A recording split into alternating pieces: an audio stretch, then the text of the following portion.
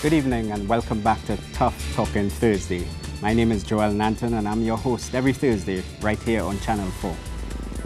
We go wherever the business trail leads us, and tonight we're looking at the Moody downgrade, and of course that ties into the slipping oil price, or the oil price that has dropped big time since June the 14th, I believe, last year. With us on set is none other than Senator Larry Howard, our finance minister, and with him is Dr. Ronald Ramkissoon, a senior economist, former banker, as you know. Gentlemen, welcome to the program. Thank Tonight, you. And good evening to all your viewers. Yeah. Appreciate it. Tonight promises to be a very interesting discussion as we look at these recent developments. And we want to dive right in and talk to the minister at first and get him to tell us how hot the seat he's sitting in really is. Everybody is weighing in on this downgrade announced by Moody International. We have heard from the chambers, we heard even from people on the street. From where you sit, are we in big trouble? Are we making a mountain out of a molehill? Or are we somewhere in between? Yeah. Well, I want to say, first of all, that, I have said on a number of occasions that I thought the rating itself was unfair. Mm-hmm. But I want to say that the thing is that Moody's did identify issues that need to be addressed. And some of them are issues that have been on the agenda for some time, even preceding this government and over the years of which this government has been in office.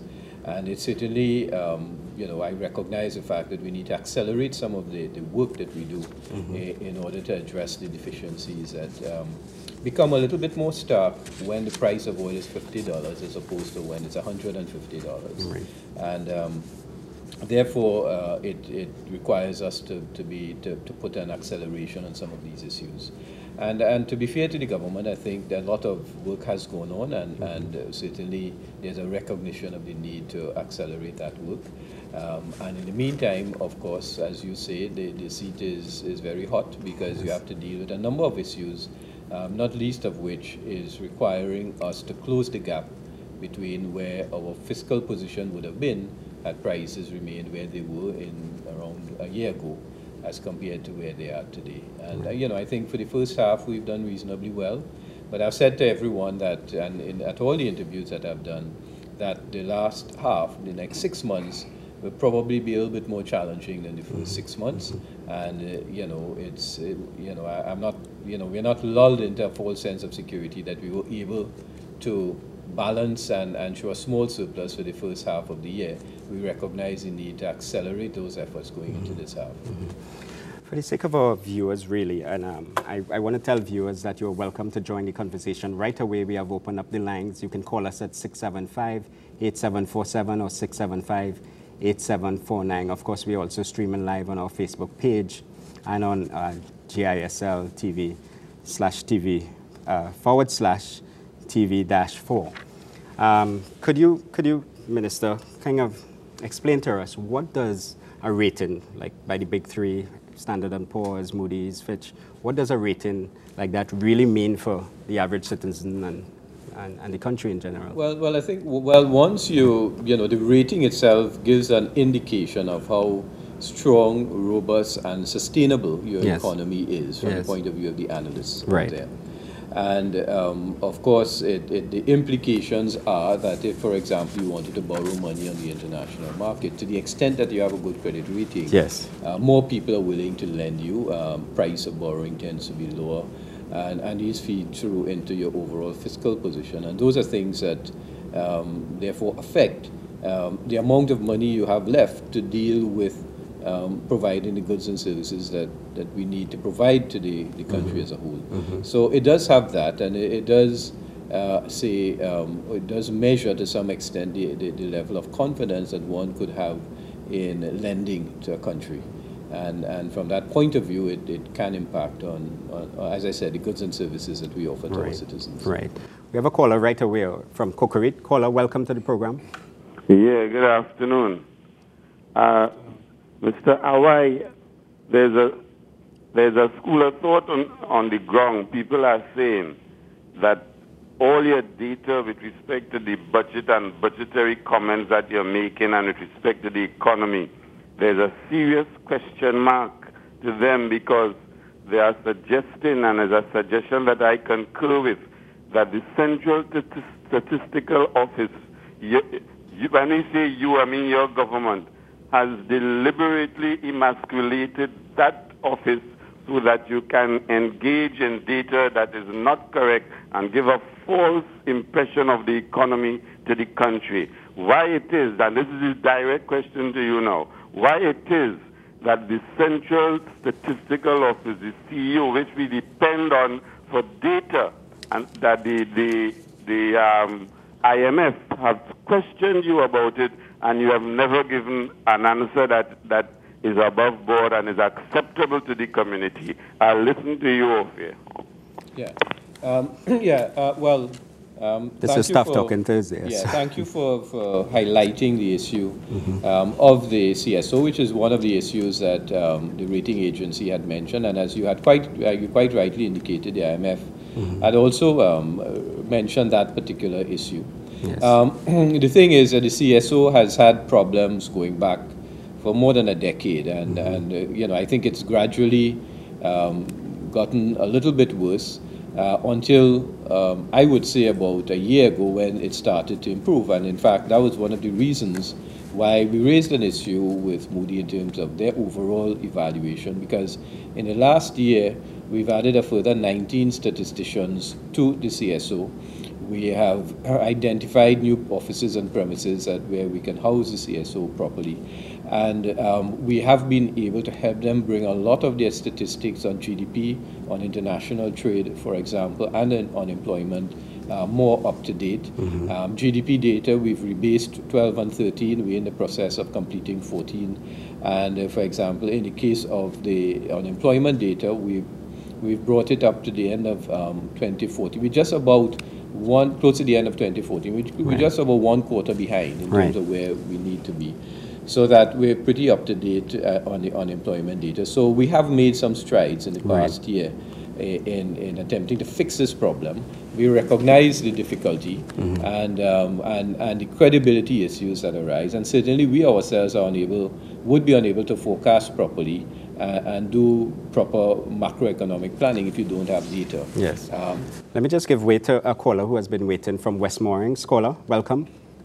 Hi, good afternoon. I just wanted to pose one question to the Minister. With respect to the downgraded Moody rating of Trinidad and Tobago, how is that going to impact on the economy, how, if at all, in a tangible way? And if so, how does the government of Trinidad and Tobago intend to address it, to remedy that?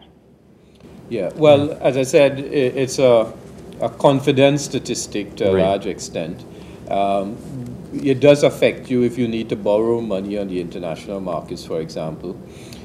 We, however, have no plans at this stage to borrow funds and to borrow any money on the international market outside of some of the government-to-government arrangements that exist with the Chinese, where we have to, where we've entered into some agreements with them which haven't been actually started. And therefore, if they were on a normal commercial basis, you would potentially have had an increase in interest rates. Absolutely. But outside of that, I mean, it does affect the price at which our bonds trade on the international market, but it isn't an immediate effect on us. As I've said, our overall macroeconomic situation has not changed dramatically between last year and this year. We've not really gone into our Heritage and Stabilization Fund. Our foreign exchange reserves remain strong. Our foreign exchange inflows will be affected by the fact that the price of oil has fallen, but that isn't related to the rating per se. It's related to the price of oil. I have another caller waiting. I want to bring Dr. Ramkissoon in as well and pick up on something the Minister is saying. But first, Marval, welcome to the program. Marval, are you still there? Yeah. Good afternoon. Good afternoon. Honorable Minister, good afternoon. Good afternoon. Panel, good afternoon. Good evening. One simple question as a young person working in the financial sector. Does your administration accept responsibility for Moody's downgrade, which is, I guess, similarly tied to the first question? Yeah. Just before you answer, let me bring St. Madeleine in right away, and then we'll try and see if we can answer both. St. Madeleine, welcome. Hi, good night. Good night. I want the minister to explain this Moody's thing. They say Petrotrin is one of the reasons why they downgrade us, right? And Ancelotti and them always protesting. And that is the reason why the company is suffering losses. My husband working for a shipping company, and sometimes he does be out there late in the night waiting for ships to come in. And the delay is because workers taking action, and that has caused Petrotrin to pay high fees to foreign clients. Every night he's out there late. I want to know why the government don't privatize Petrotrin and why, the government still owns our oil company. Thank you. So we have a call. Two Yeah, questions. two questions. In terms of the first question, as I said, the economy still remains strong. There are issues that need to be addressed, which have been on the agenda for quite some time. The issue of diversification of the economy is something that we've spoken about for Absolutely. 40 years or so, at least. And certainly every government has a responsibility to do things to accelerate that.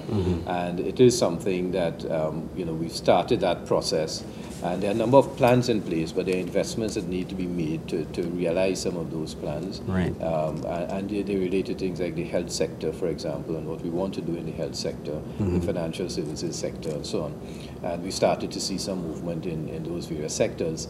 The thing is that it's our responsibility, and whichever government is in power has the responsibility to do whatever it can to address the issue of what your rating is likely to be and how best you could improve it. Of course, one of the things we have to remember too is that the government's responsibility is to balance the requirements. In other words, we could take all the money and put it into a bank account, and you have a big bank account, but you have no services available to citizens. Now, Moody's may then say, well, fine, you have a great bank account, a lot of financial buffers. We think you should be rated E. Right. But on the other hand, there are no services. So what? One of the things the Prime Minister has been very clear about in terms of policy and the underlying philosophy of the government is that focus must be paid on ensuring a balance between ensuring that you have a strong economy and you have a good credit rating, while at the same time ensuring that you produce the goods and services that people need and that provides a basis for the growth and diversification of the economy. With respect to the second issue of Petrotrin, certainly there are challenges that Petrotrin faces. I'm not quite sure that we could deal with all of those and how we deal with them going forward. The question has been asked about why do we need to own Petrotrin, and certainly some of those issues are issues that need to be evaluated and a full national discussion take place on it. But from the government's point of view, the government still sees Petrotrin as strategic and as something that it needs to maintain, as similar as the National Gas Company, for example. We see them as pivotal and strategic for the economy as a whole. Let me bring Dr. Ramke soon in. Shagonas, let me take a call from Shagonas just before I bring Dr. Ramke soon in. Shagonas, welcome. Hi, good afternoon. Sorry, good evening. My question really is, I heard the minister speaking earlier and saying that there would be a crisis with respect to foreign exchange. I went to the bank this week and was told that I had to wait 5 days for an amount of $1,000 US. Is there some sort of crisis where that is concerned? Can you shed some light, please? She's trying to say foreign exchange was cool. Dr. Ramke, you want to... Well, I think that question on the foreign exchange, the minister is best placed to answer. All right, okay, I can answer it. The thing is, our foreign exchange reserves, we have over 10 billion, 10.8 billion in foreign exchange reserves. So the issue of $1,000 is not an issue if you're holding 10.8 billion. I think the issue relates to, what has the mechanisms for distribution. I think one of the things that we have to recognize is that we have an economy where there are thousands of buyers, Yes. but only about 4 or 5 people who generate, or a relatively small number that generate foreign exchange into the system. And therefore, what comes into the system tends to be periodic and bulky, Right. as opposed to a normal flow coming in that matches the demand, which is also a normal flow that comes into the banks. And one of the reasons why economists such as Ronald and others have raised the issue of diversification, the reason why the government has it as a priority, is because what we want to do is have a large number of exporters and businesses in Trinidad and Tobago that generate foreign exchange, and therefore we have a much more balanced flow on Right. both sides of the equation. As to why, for example, $1,000 may have been an issue, it's difficult for me to say. The feedback that I have from the banks, as well as from the CEO level at least, and certainly from the governor of the central bank, is that there is not any immediate issue as far as accessing foreign exchange in the system is concerned. And that, in fact, the governor had mentioned to me some time ago that there was actually a small surplus Right. in terms of the overall So cash would that be in the system. policies at a lower level, like maybe at the banking level, the branch level? Yeah, even? it could be Yeah. things that are impacting at a branch level. It Right. could be, for example, if demand was for cash and the teller did not have, or the branch did not have a supply of cash at the moment, at the time when the request was made, and they were actually in the process of ordering cash, Yes. then that may have That may affected impact on it. too, Yeah, perhaps. But absolutely. I can't say because I don't know The details of it. specifics Yeah, the issue, absolutely. yeah. Let me bring Dr. Ramkissoon in, because from my reading of the report, it seems at the heart of the matter is the fall in the oil price. Because our revenues really have dropped. They've been looking at the deficits, and now they're saying, well, the oil price has dropped, so your income is obviously affected. So I'm going to drop your rating. Am I reading it right? Well, one. indeed, that might be the trigger for the downgrading that Right. we received.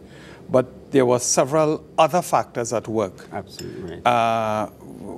which the report would have taken into account.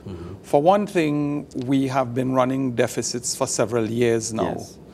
And if you are running deficits and you are finding it difficult to generate a surplus, and in the midst of that, your major source of income falls, as it is for an individual, the same is for a country. Right. That is, the prospects then become much dimmer, if you like, because you are already running deficits, and you have been doing that for several years, and you did not expect to correct that until 2016, as the minister had said. And in the midst of that, you have a 40% fall in your major source of income.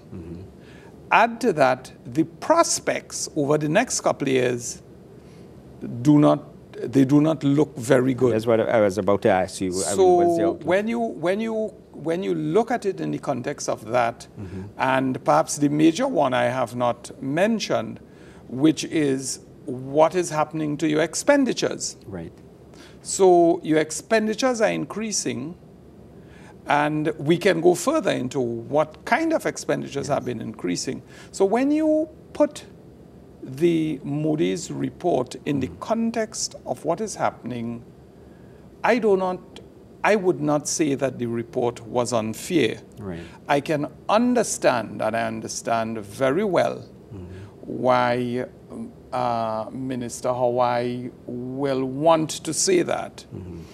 However, I think the context, and for those who follow what has been happening, it really was not a big shock. Right, right. Let me bring the minister back in there, because Moody pointed to the expenditure, as Dr. Ramkissoon pointed out, and in particular our expenditure on transfers and subsidies. I think 38 billion allocated in the last budget. Are we spending too much on transfers and subsidies, social programs, etc.?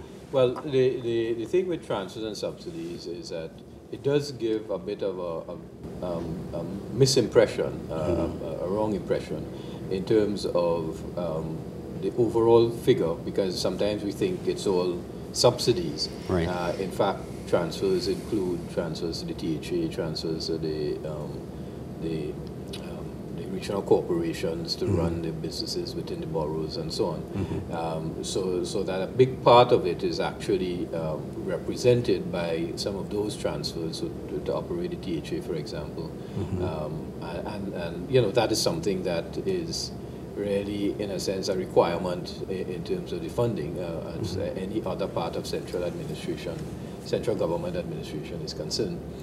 This does not mean that there isn't room for us to consider where we can reduce wastage, where we can increase efficiency in terms of not just the corporations and the statutory boards, but also in terms of the state enterprises and so on. I think there is a lot of room for us to see to what extent we might be able to reduce expenditure in those areas. I think, though, that it's also important for me to make the point while we are at it, that Standard & Poor's themselves rate the country as an A-rated country, which would be 2 notches above the rating which Moody's carry for us at the moment. And based on our own discussions with Standard & Poor's, they were of the view that you know, they thought that the right kinds of decisions had been made in terms of keeping expenditure down, and in terms of the results of the first half of the fiscal. And they were, you know, they were indicating that they actually thought we would have been closer to the 3.9 billion deficit that we had projected. Right. And the fact that we did not show such a deficit, in fact, they thought was a good signal in terms of the overall rating of the country. So they did not have any major concerns at this point of time. I just have a call on the line from Lanchbach. Lanchbach, welcome. Hi, good night.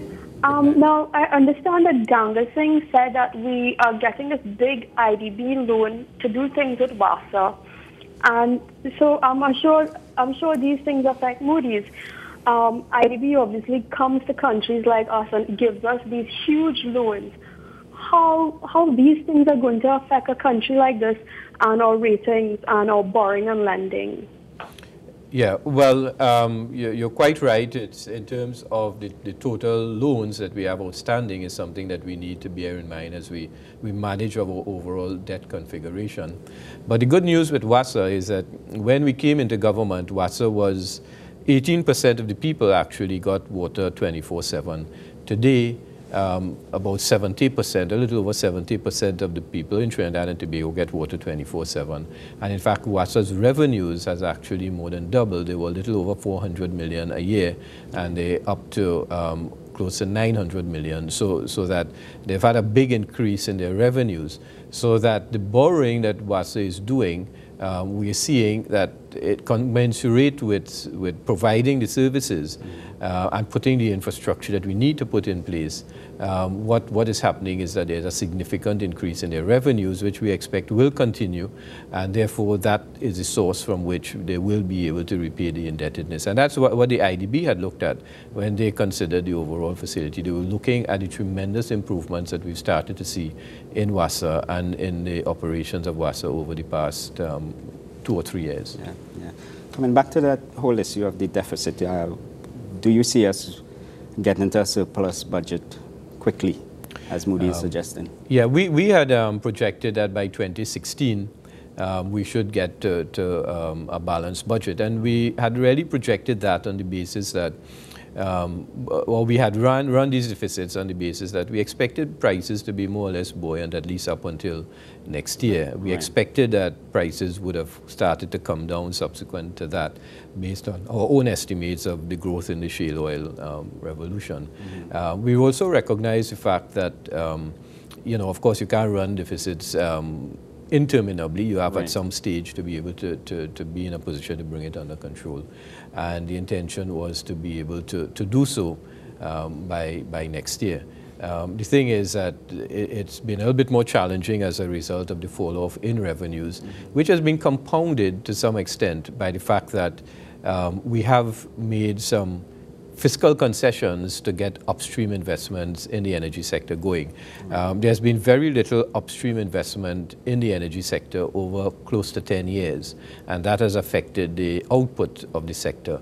And one of the things we started to do about 4 years ago was to start putting new fiscal regime in place that will be much more competitive and which will drive the investments that we need to see offshore, because you're not going to get the oil output that you want, and you're not going to get the downstream industries that you want to see growing if you don't invest in the upstream. And that has paid off for us. When we came into government in 2010, we had 1 rig drilling offshore.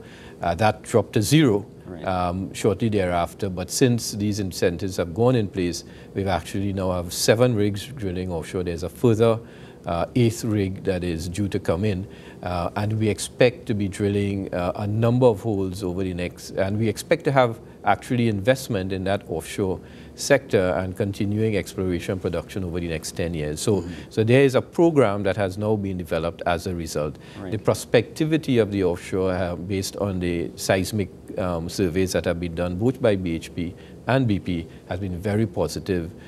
Over the and therefore it suggests that, you know, the prospectivity is there, and it's just a question of being able to get the right kind of drilling taking place. Now the effect of that will take some time to it will take several years, but the effect of that is that it affects our income this year, because the capital investments, for example, BP is making a $2 billion investment, and that will be an offset against profits, and therefore, based on the timeline of the investment, it will affect our revenues. And we recognize that, and we had planned for it. I mean, the fall-off in oil price of commodities had been a little bit more dramatic than we would have expected. So that will affect us. So we think that going into next year, we may still have to run a small deficit as we try to recalibrate the economy, but we feel by about 2017 we should see ourselves back in a position where we think is sustainable going forward. Yeah. Just to remind our callers, our lines are open, and the Minister has to leave us a bit early, so I'm just going to throw a couple more questions at him. And coming off of what you just said, what was the thinking behind running the deficit budgets for since 2009? Well, since you came to office, yes, actually. What were you trying to stimulate? Or? Yeah. Basically, we had a contraction in the economy of about 4.4% in 2009, I think it was. 2010, there was a contraction. 2011, there was a smaller contraction.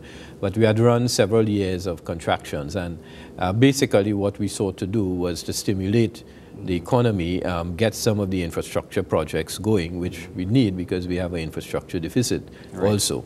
And we're dealing with a number of deficits in a sense, right?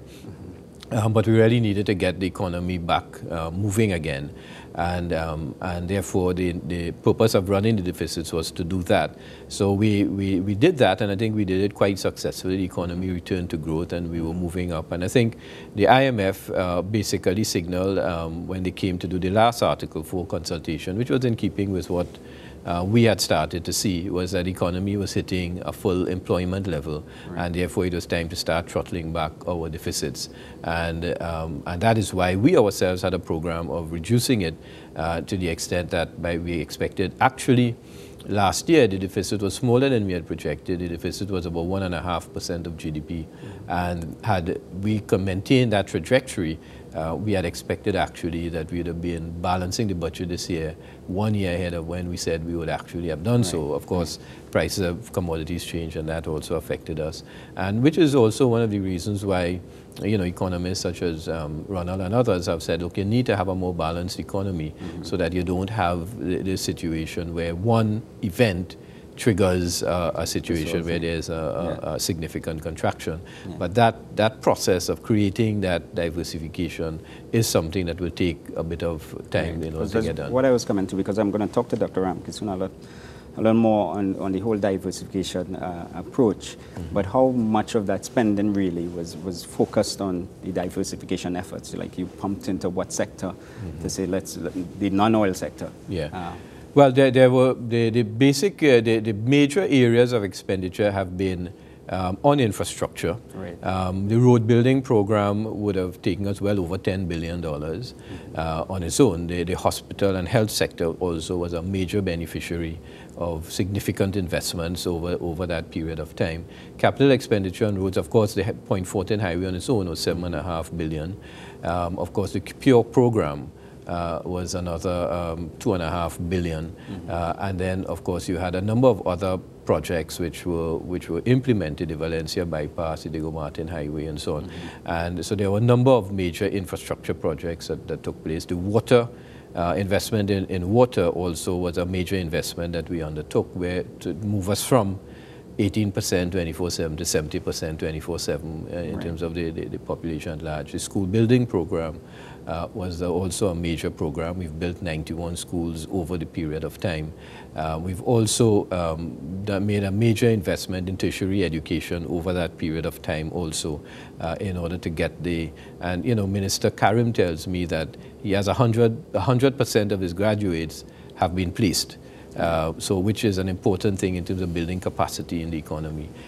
We've also had our health sector, and one of the things we're looking at with our health sector, the Prime Minister has mentioned health tourism, but it's a little bit, I suppose, it's a little bit broader than that. Yes. It's a question of a whole transformation of our health sector and seeing our health sector as not just providing the services that are required for people of Trinidad and Tobago, but also part of a wider overhaul that we intend to do of the health sector and the attraction of further investment in that sector, as well as patients and so on coming in from overseas into the health sector. And that is another area that we see as part of the diversification of the economy. So on the one hand, while we will be building infrastructure and capacity to service our population, yes, is also a magnet for further investment and for revenue generation outside of Trinidad and Tobago in terms of patients coming into Trinidad and Tobago. And that's why we have, you know, we built the Burns unit, we're putting up the oncology center. There's a cardiac center which is in process, which is a public-private partnership. In fact, it's more private than public, right, in that they will be, the investors, the cash investment will come from the international investors, but we are putting up some land via the University of the West Indies, and we're looking for a tie-up between the University of the West Indies and the University of North Carolina, right, as far as building some capacity locally is concerned. So there are a number of areas in which the investments took place, which were mainly focused on building capacity locally within the local economy. You know, we also have set aside a separate fund of about $1 billion, which is to be used for public-private partnerships in the area of tourism, right, for example, and that's another area that we focused on. And we are now also looking at a major investment with the IFC in order to create a new strategic sector in the area of dispute resolution, and Trinidad and Tobago as a dispute resolution center, and to help develop the capital markets. And to really, so right now, New York and London are seen as major dispute resolution centers, and we think there's an opening, right, where we may be able to take a tear down from what they do in terms of dealing with capital markets and dispute resolution in the financial services sector. Okay. So there are a number of areas that we've started to put some investments in, and in which the bulk of the funding over the past few years have gone. Excellent. Feel free to let me know when you need to slip out. But just to bring Dr. About now. About now. All right, let's take a break. Allow the minister to leave, and we'll be right back and continue the discussion with Dr. Ramkissoon.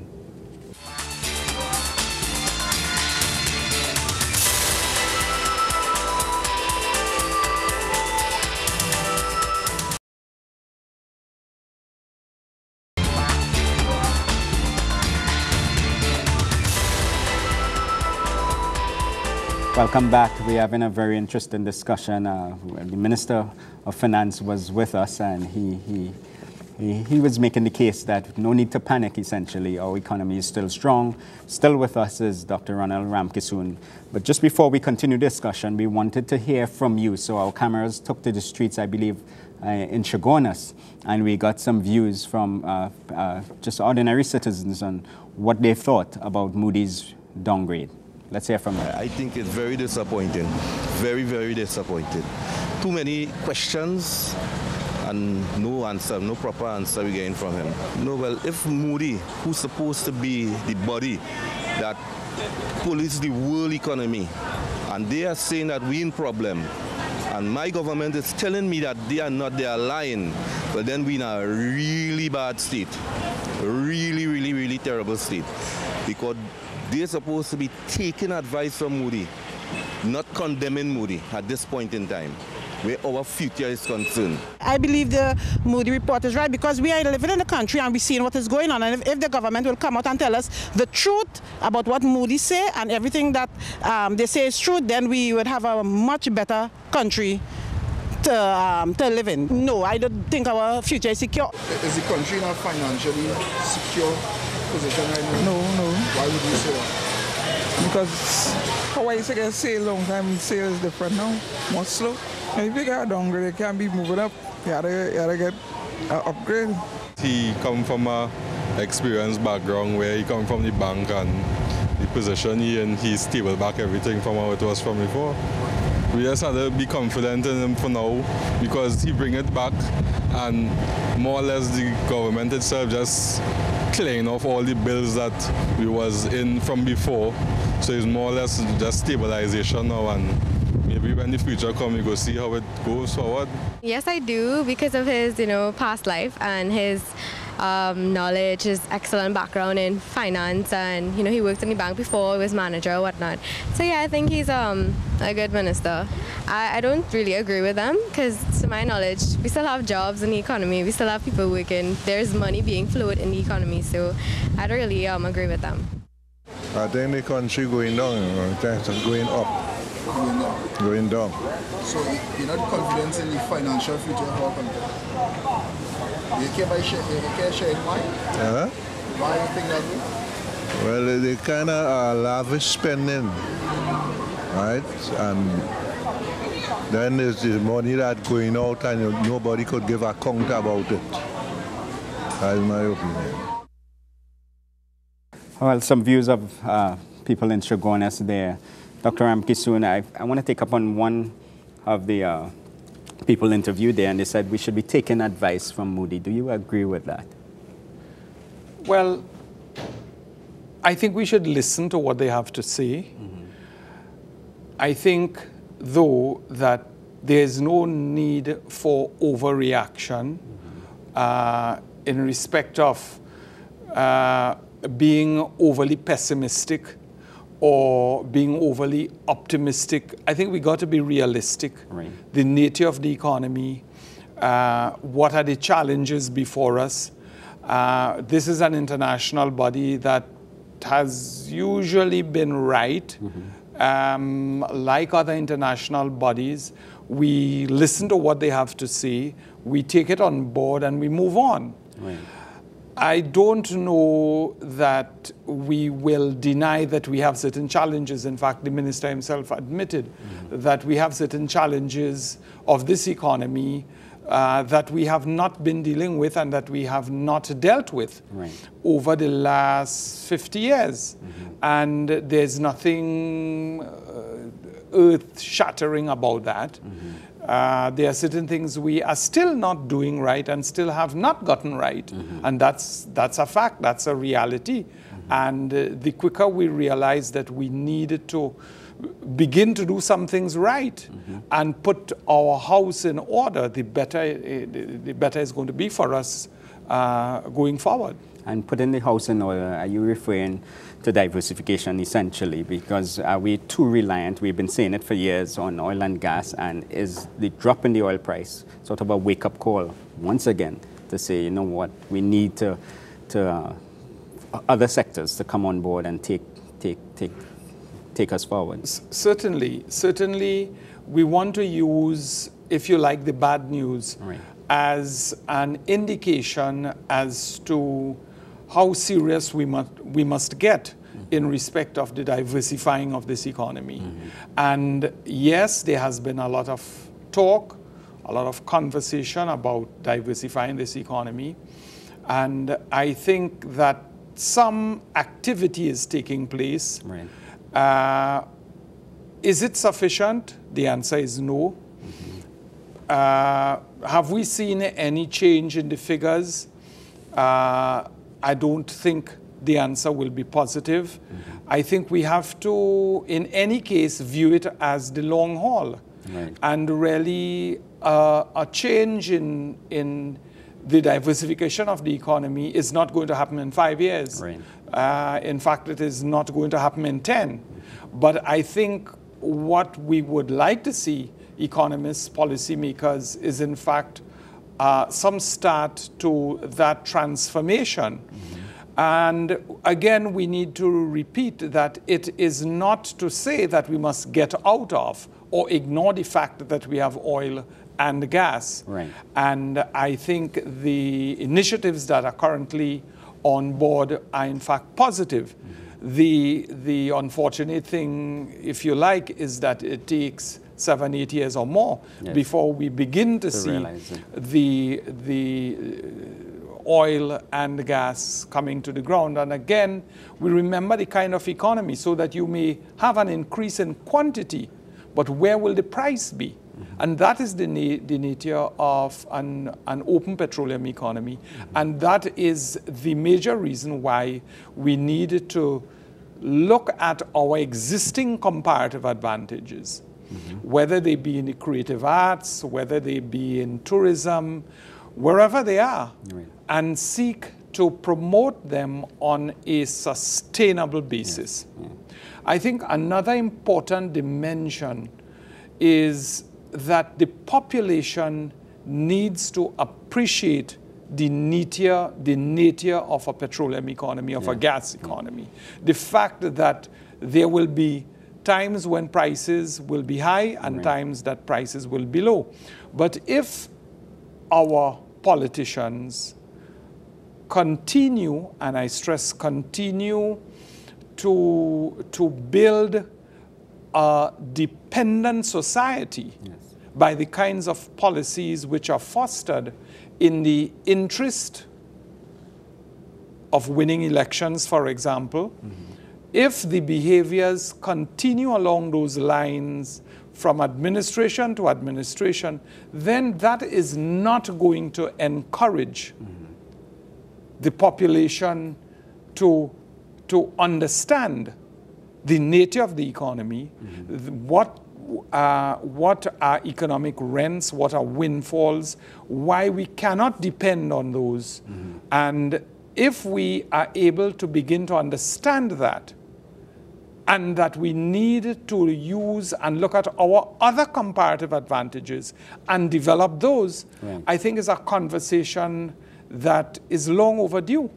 But how do you, talking fiscal measures here, how do you balance the budget? And in our case, can you cut back on some of the transfers, subsidies, social programs, and balance really the fallout, the social fallout from it? Well, you want to start with, first, let me say, social support for those who are at the bottom rung of the ladder, as it were, the poor, the indigent. Social support is important, must be continued, and must be a part of all economies. Absolutely. It is, and it will continue to be so. But there are critical lessons for economies like ours. One, the recognition that when you ramp up those expenditures and those support to groups in the society, when you have to adjust them, bring them back down, it is not easy because you have encouraged people to, and you have built that expectation. And when you go, if you have to go to cut back on that, then you would have a lot of weeping and gnashing of teeth, as it were. And you just move from cycle to cycle. So that is one good reason why you want to be careful that those that levels of social support is sustainable. The second issue has to do with value for money. We have seen around us a lot to suggest that there's a lot of leakages taking place across the board. Right. And therefore, while we have now started some attempt, I see the Ministry of Planning in respect of a monitoring and a report of what has been happening. I don't know that it is comprehensive enough, and I don't know that it has begun to sink into the psyche of the population that there is something called value for money. Yes. And we cannot be spending large amounts of tax revenues, and when we look at the services, whether they be in health, in national security, in housing, wherever, the returns don't match the kinds of expenditures. And it does not seem as if we are very concerned with that. Yeah, what we are more concerned with, successive administrations, is in fact the fact that expenditures are going up. We are spending so much on social services, and as if that in itself is something positive. I think we may have do we have a caller on the line? Caller, welcome. Yeah. Caller from Londonville. Hello, good afternoon. Good evening. Yeah. Good evening, sir. What I want to say to you is, I think the Prime Minister is on the right track. Because you see, all the development that she is doing will be very good to... Caller, can you lower the encourage volume on your diversification of the set, please? Yeah? Can you lower the volume on your television set before you continue? Yeah, diversification of the economy would be much better with all the development that she's doing. You see? So I think she's on the right track. You know? You see the roads that she built, the highways that she built. You know, if you have foreign investors coming into the country, it would be much easier for them to locate themselves. You know? So I think she's on the right track. Okay, thank you. We'll take a break now, and when we come back, we'll respond to the caller, Dr. Ramkissoon.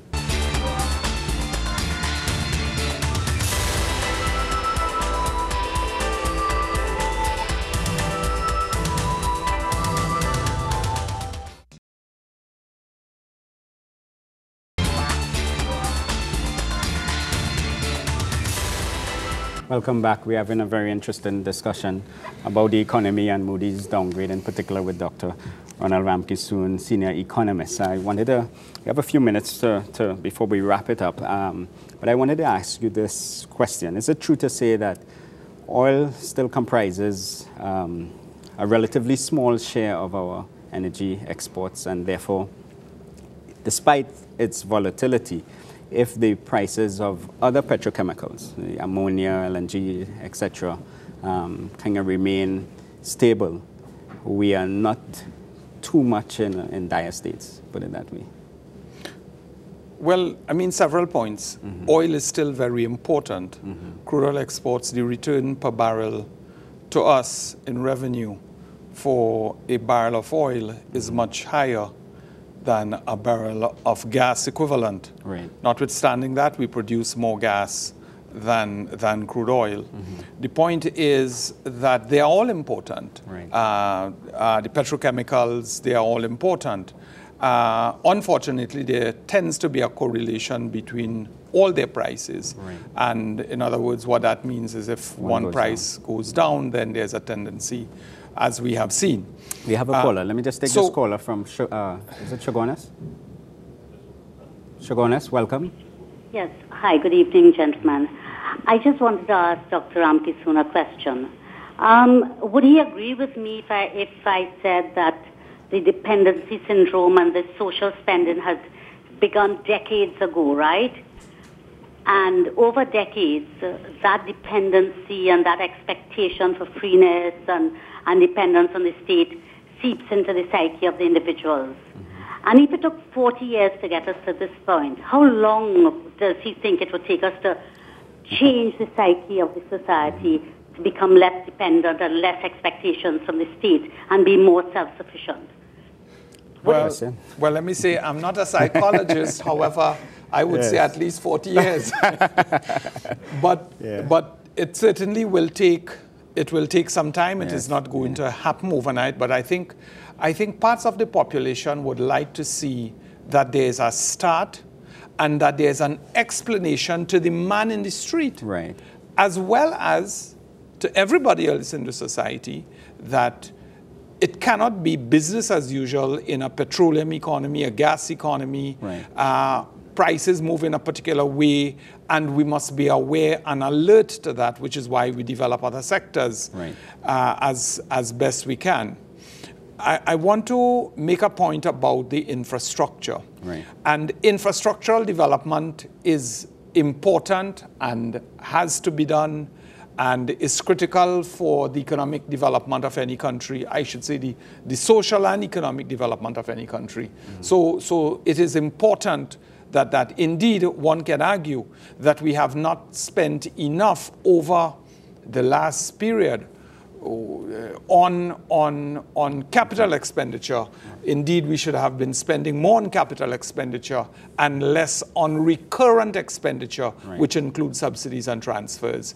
I want to say as well, however, that infrastructure development means that you must plan for the maintenance of that infrastructure, whether it be roads, whatever, schools, because we have a habit in Trinidad and Tobago of putting the money in building the infrastructure, but not outfitting it properly or not maintaining it, so that within a short space of time, we find there's deterioration and poor quality, etc. Let me ask you then, what can we do in the short term, looking forward, what can we do in the short term to help restore our credit rating?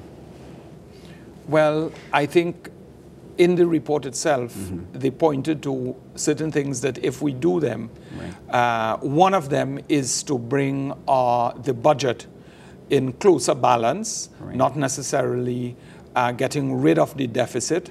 We need to also address the revenue side.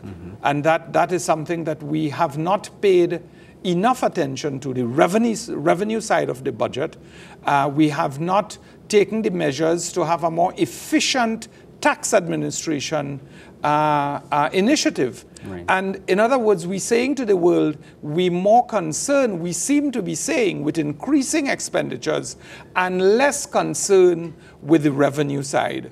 And that clearly is bad macroeconomic management. So whoever's the new finance minister, or it's the same finance minister come this election year, he has a whole lot on his shoulders. I would say so. Absolutely. I would say so, Joel. Yeah. We have to wrap up the program. Thanks a lot, Dr. Ramkissoon. A very interesting discussion. Thanks to all our callers for heating up the set as usual on this Tough Talking Thursday. Have a good night.